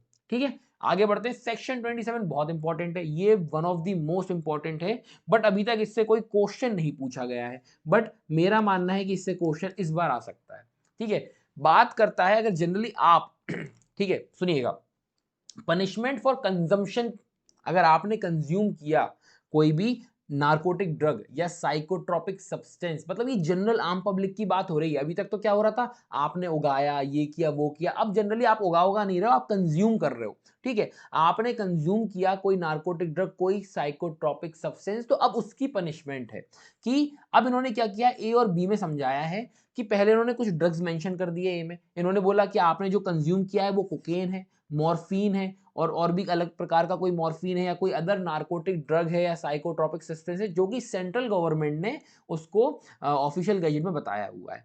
तो उसकी रिगरस इंप्रिजनमेंट मात्र कितनी है, 1 साल, और फाइन जो है 20,000 रुपए। साइड में लिख लो, बहुत ही इंपॉर्टेंट है, 1 साल और 20,000 रुपए। ठीक है, ये पनिशमेंट है इन ड्रग्स की। किस किस ड्रग की, कोकेन, मॉर्फिन और कोई भी जो मेंशन किया हो सेंट्रल गवर्नमेंट ने, पहला। दूसरा बात कर रहा है जहां पर नार्कोटिक ड्रग या साइकोट्रोपिक सब्सटेंस जो कंज्यूम किया गया है वो other than the specified in clause A, मतलब जो ऊपर लिखे हैं ना उससे विभिन्न, उससे अलग कोई ड्रग आपने कंज्यूम किया तो कम सजा है। कितनी सजा है, 6 महीने, और फाइन जो है वो 10,000 है। मतलब कुल मिलाकर आधी हो गई। ऊपर वाले ड्रग्स के लिए 1 साल 20,000, और नीचे वाले ड्रग्स को आप डिवाइड कर दो 2 से, तो कोई और अगर आपने कंज्यूम किया है तो 6 महीने 10,000 रुपए। ये याद कर लेना। मतलब जनरली आप कंज्यूम करते हुए पकड़ा है या कोई पकड़ाया तो ये सजा आप सेक्शन 27 के अंदर आ जाओगे, और यहां पर थोड़ी सी लीनियंसी भी दी गई है। ठीक है, यहां पर जो है प्रोबेशन ऑफेंडर एक्ट लग जाता है, आपका सेक्शन 360 सीआरपीसी लग जाता है। वरना आप देखोगे 1924 या 27 में इन चीजों का वो ही नहीं है, डायरेक्ट बना कर दिया है कि nothing in this section shall apply, मतलब अप्लाई ही नहीं होगा उन चीजों पर अगर आपने वापस से वो अपराध किए हैं। तो आगे देखेंगे, समझेंगे, टेंशन वाली बात नहीं है। आई होप सेक्शन 27 क्लियर है, क्योंकि ये बहुत ही इंपॉर्टेंट है, इसको अच्छे से आप स्टार मार्क कर लेना। राइट, ये मेरी गारंटी है। अभी तक हमने जितनी पनिशमेंट पढ़ी है, क्वेश्चन सिंपल आएगा। आप ये मत समझना कि कोई अलग अलता भलता दे देंगे, बहुत सिंपल क्वेश्चन आएगा। बात सिर्फ याद करने की है, और आपको याद आई होप सो कि अभी तक हो गई होगी। 3 पनिशमेंट ही बस मेनली याद करनी है। उसके बाद चलिए आगे बढ़ते हैं। बात कर रहा है 27A, ये वाला जैसा मैंने आपको बताया डेथ पेनल्टी वाला इसमें दिया गया है, आगे देखेंगे। सो बात कर रहा है पनिशमेंट फॉर फाइनेंसिंग। क्या क्या फाइनेंसिंग के बारे में बात कर रहा है, illicit traffic and harbouring offender. ठीक है, आप क्या कर रहे हो, जो ये इलिसिट ट्रैफिकिंग वगैरह हो रही है, इन चीजों में ड्रग्स वगैरह में डीलिंग हो रही है, आप फंड्स प्रोवाइड कर रहे हो ऐसे काम को करने के लिए, ऐसे काम को अंजाम देने के लिए। और आप हार्बरिंग ऑफेंडर, छुपाना वगैरह, ठीक है, कंसील करना, ये सब किया तो इसकी पनिशमेंट क्या है देख लेते हैं। तो इन्होंने बोला कि कोई भी व्यक्ति जो इंडल्ज है, मतलब ऐसा कोई काम कर रहा है फाइनेंसिंग का, डायरेक्टिंग और इनडायरेक्टली, डायरेक्टली इनडायरेक्टली कर रहा हो, है ना। ऐसे कई बार सुनने में नहीं आता न्यूज में कि बॉलीवुड वालों के कनेक्शन जो है माफिया से लिंक है, या फिर ऐसा कुछ कुछ है ना, कि माफिया जो है वो बॉलीवुड में मूवीज बना के पैसे को ब्लैक से वाइट कर रहे हैं, ऐसी कुछ सुनने में आती है। तो वही एक तरीका है कि आप डायरेक्टली इनडायरेक्टली अगर कर रहे हो, मतलब इस तरीके से आप अगर कुछ कर रहे हो डायरेक्टली इनडायरेक्टली, आप ऐसे पैसे देके कुछ भी, या फिर ऐसी कोई एक्टिविटी करा रहे हो, कैसी, जो कि क्लॉज 1 to 4 और क्लॉज आपके 8A ऑफ सेक्शन 2 में आप रीड करेंगे, तो वहां पर आपको देखने को मिलेंगी। कोई भी ऐसी एक्टिविटीज आप करा रहे हो, आप हार्बर कर रहे हो ऐसे व्यक्ति को जो कि ऐसी एक्टिविटी में एंगेज था, तो फिर पनिशमेंट रिगरस है, और not less than 10 but which में extend to 20 years and fine. मतलब कुल मिलाकर कमर्शियल कमर्शियल क्वांटिटी में जो पनिशमेंट दी जाती है वही यहां पर दी जाएगी। कितनी, 10, 20, 1, 2, मतलब 10 साल, 20 साल, 1 लाख, 2 लाख, ये आपकी कमर्शियल पनिशमेंट है। तो हार्बरिंग ऑफेंडर्स को छुपाना, इलिसिट ट्रैफिकिंग में फाइनेंसिंग वगैरह, मतलब पैसा वगैरह लगाना देना उनको ऐसे काम करने के लिए, ये सब यहाँ पर कमर्शियल क्वांटिटी की पनिशमेंट आ जाएगी। आप एक और अच्छा काम कर सकते हो, साइड में आप जैसे कमर्शियल लिख लोगे तो फिर जहां जहां पर कमर्शियल हो, आप एक छोटा सा चार्ट बना सकते हो कि 24 ये ऐसे ऐसे करके यहाँ पर कमर्शियल है, और बाकी तो बहुत बचे कुछ छोटे मोटे हैं, वो हमने आपको ऑलरेडी बता दिए हैं। ठीक है, जैसे सेक्शन 27 हो गया, 1 साल की बात है। ठीक है, 1 साल और 20,000, 6 महीने और 10,000। ठीक है, चलो आगे बढ़ते हैं। Section 27B 8A not important, contravention करते हो तो वही जो 9A में आप कॉन्ट्रावेंशन कर रहे हैं 3 साल की सजा है, वैसे ही 8A, तो कितना सिंपल हो गया, 8A 9A 3 साल। ठीक है, आगे बढ़ते हैं। देन अब आता है अटेम्प्ट और अबेटमेंट के। कई बार देखने को मिला है क्वेश्चंस पूछ लिए जाते हैं, और यहाँ से क्वेश्चन जो आपके पूछे भी गए हैं, जैसे कि ADJ 2016-2014 में आपका सेक्शन 28 से पूछा गया है, ठीक है, तो पढ़ लेते हैं क्या जा रहा है। बात कर रहा है punishment for attempt to commit offence के बारे में, कि पनिशमेंट दी जा रही है अटेम्प्ट करने पर। क्या पनिशमेंट है तो मैं ऑलरेडी बता चुका हूं, जो प्रोवाइडेड उस ऑफेंस के लिए। कुछ याद नहीं करना, काटना हो काट दो, आपको मालूम है क्या है। देन बात कर रहा है punishment for abetment and criminal conspiracy. Abetment, उकसा रहे हो आप, बोल रहे हो कि भाई जाके इसको गोली मार दे, या फिर यार चल चरस की खेती करते हैं, यार एक काम करे यार, तेरे पीछे इतना बड़ा गार्डन डला हुआ है, तू चरस अफीम क्यों नहीं उगाता, तू तो रात दिन में करोड़पति बन जाएगा। क्या किया आपने, अबेटमेंट किया। ठीक है, तो punishment for abetment and criminal conspiracy, आप इन्वॉल्व हुए, दो लोग मिलकर आपने कॉन्स्पिरेसी किया कि यार अपन क्यों ना गांजा उगाएं, या फिर क्यों ना अपन इस तरीके से कुछ बेचें। तो ये सारी चीजों की यहाँ पर पनिशमेंट के बारे में बात कर रही। कोई भी व्यक्ति अबेट कर रहा है, ठीक है, या फिर आप पार्टी हो क्रिमिनल कॉन्स्पिरेसी के अंदर, तो ऑफेंस जो है पनिशेबल माना जाएगा इस चैप्टर के अंदर। और वेदर, अब देखो आपने अबेट किया, आपने उसको बोला यार तू गांजा क्यों नहीं उगाता, अरे उगा ले, मैं भी थोड़ा बहुत इन्वेस्ट कर दूंगा, तेरे को 10,000 देता हूं, तू उगाना चालू तो कर। तो ये आपने अबेट किया एक तरीके से। अब अबेट किया, वो व्यक्ति भाई भला मानुस था, गंगाधर व्यक्ति था वो, उसने बोला मैं ऐसा नहीं करूंगा। ठीक है, तो बट अबेटमेंट तो हो गया, भले ही से उस कॉन्सिक्वेंस, अबेटमेंट के कॉन्सिक्वेंस में वो एक्ट हुआ हो चाहे नहीं हुआ हो, आपको पनिशमेंट मिलेगी। ठीक है, भले ही से एक्ट उसने कमिट किया, उसने गांजा उगाया नहीं उगाया फर्क नहीं पड़ता, आपको पनिशमेंट मिलेगी। उगाया तो वो भी जाएगा, बट आप तो गए ही गए क्योंकि आपने अबेटमेंट किया।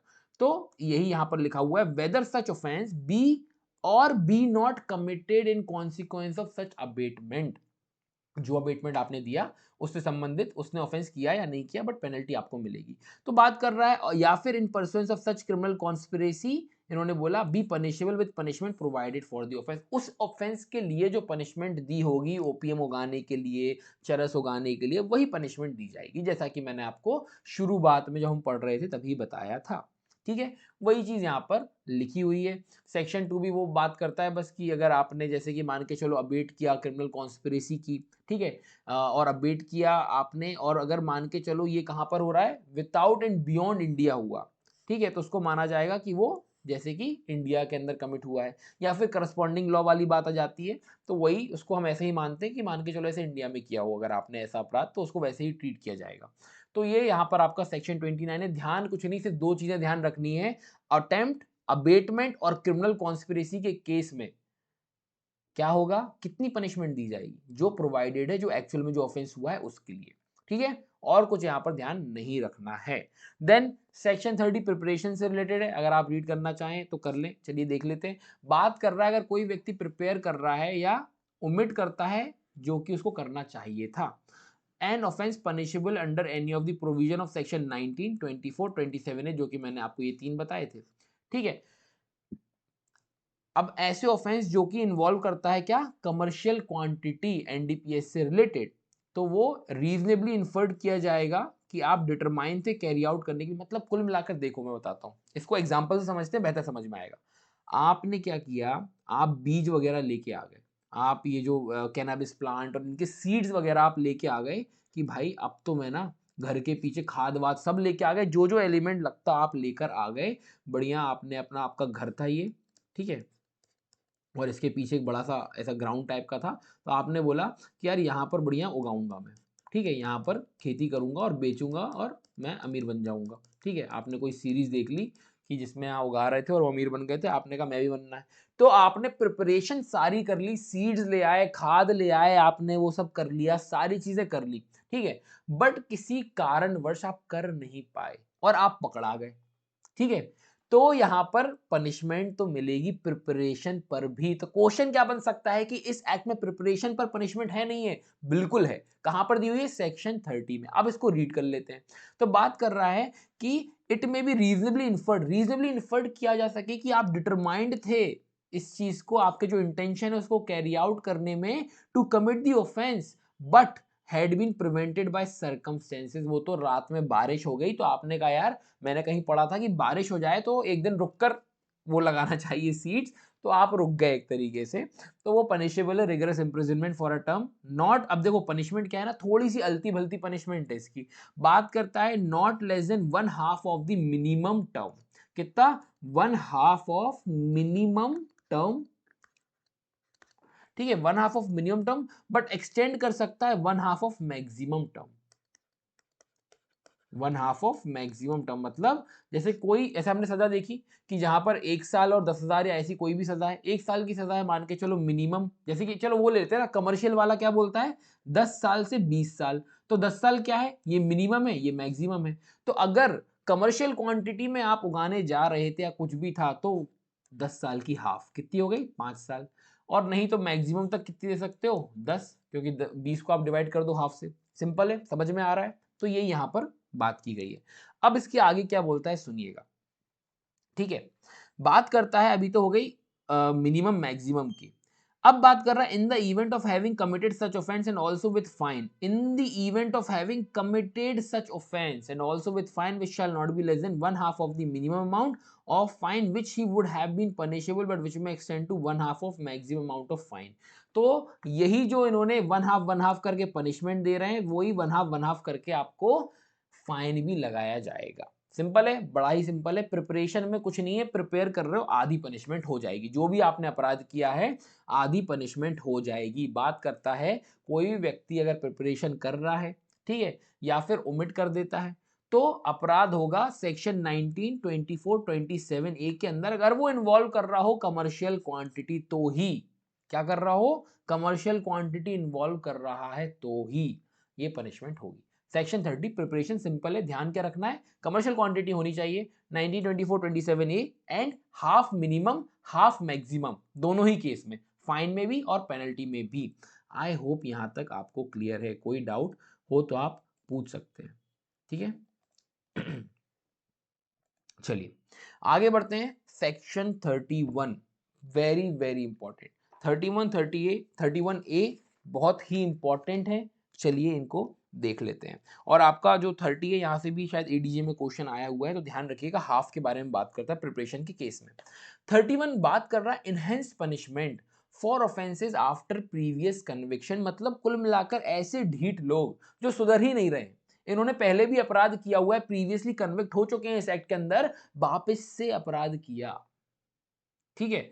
तो ऐसे ढीठ लोगों के लिए क्या होगी, अब वही पनिशमेंट दे दी जाए जो पहले दी गई थी तो कोई फर्क नहीं पड़ेगा, तो इन्होंने कहा थोड़ा बढ़ा के देनी चाहिए, इनहेंस्ड पनिशमेंट देनी चाहिए। तो इनहेंस्ड पनिशमेंट क्या है, देख लेते हैं, इसको पढ़ लेते हैं।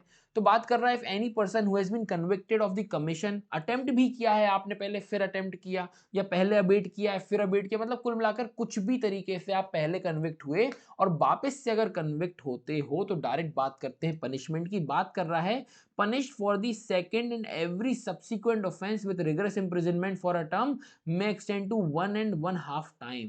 सर ये क्या लिख दिया 1.5 टाइम, अरे यार सिंपल है 1.5, 1.5 गुना, 1.5 गुना तो समझते हो ना हिंदी में, तो 1.5 गुना आपको सजा होगी, कितनी, 1.5 maximum term of imprisonment and also be liable fine, जो कि 1/2 of the maximum amount of fine. जो मैक्सिमम साइड वाली पनिशमेंट है ना उसका 1.5, ठीक है। 10 साल है तो 10 को इंटू कर दो 1.5, वो 15 साल हो जाएगी।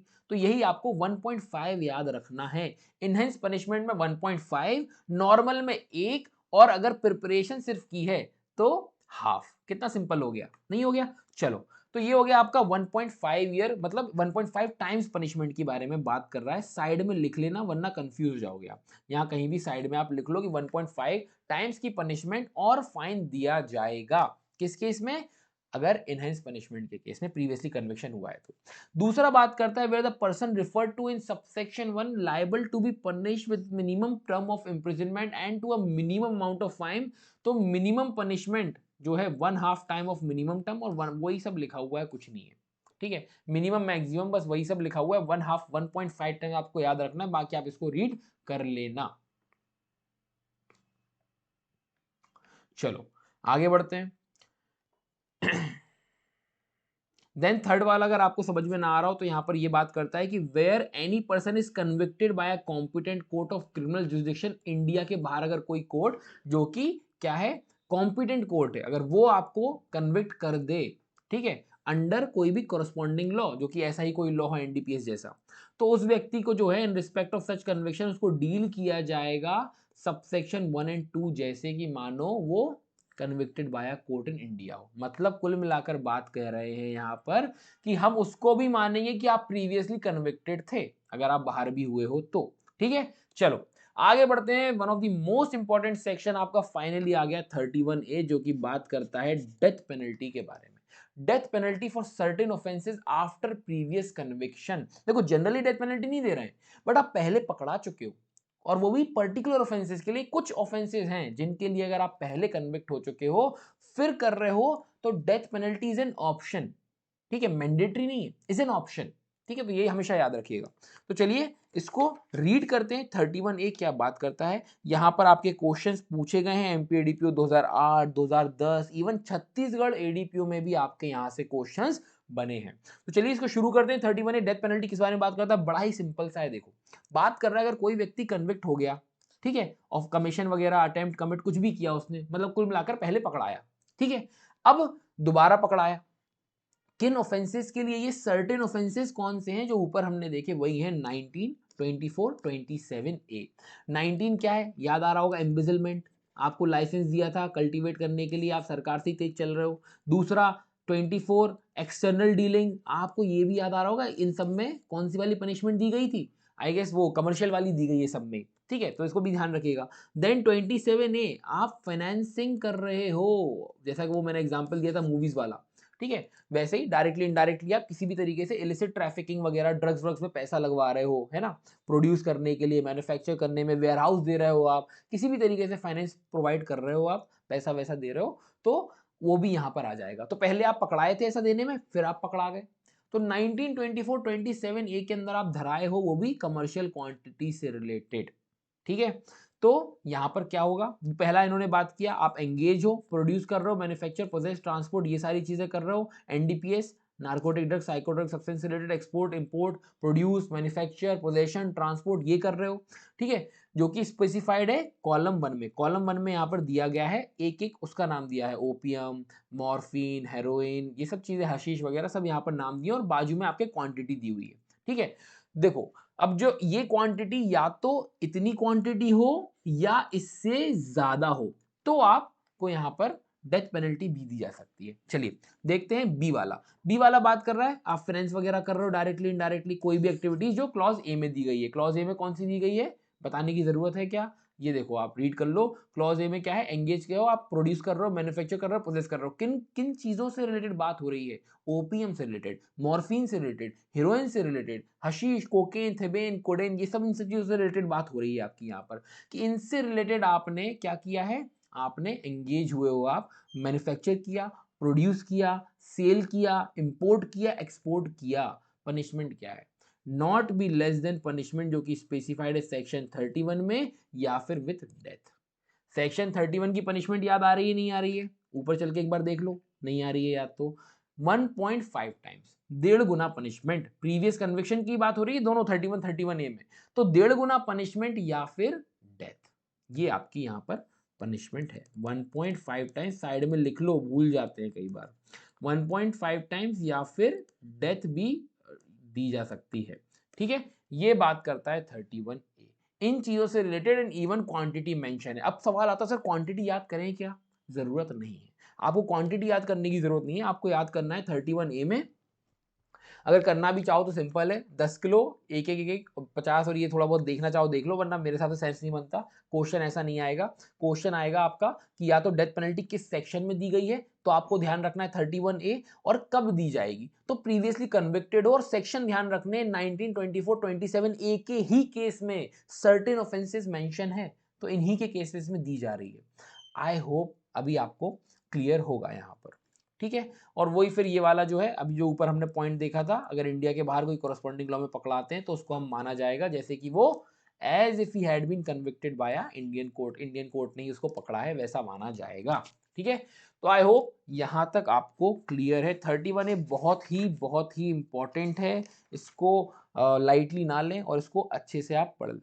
आगे बढ़ते हैं, सेक्शन 32। सेक्शन 32 बात कर रहा है punishment for offence for which no punishment is provided. कई बार ऐसे क्वेश्चन पूछ लिए जाते हैं, ठीक है, और ये छत्तीसगढ़ में 2013 में ये क्वेश्चन पूछा भी गया है।